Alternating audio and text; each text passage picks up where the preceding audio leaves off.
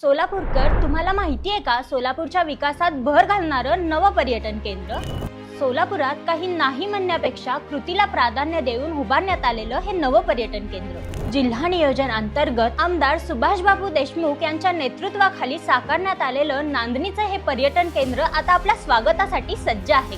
One विभाग eco टुरिझमसाठी बापूंनी भरीव असा 1.5 कोटींचा निधी दिला आहे। येथील आकर्षण केंद्र म्हणजे सोलापुरातील ग्रामीण जीवनाचे दर्शन घडवून आणणाऱ्या बोलक्या भिंती आणि ग्रीन टनेल, हवामान स्थानक, वन्य प्राण्यांचे पुतळे आणि पक्षी निरीक्षणासाठी खास वॉच टॉवर आणि तुम्हाला जर ॲडव्हेंचर आवडत असेल तर साहसी बंजी जंपिंग पण येथे आहे। चिमुकल्यांसाठी बाल उद्यान, एम्पी थिएटर, ध्यान मंदिर व पागोडा आहे।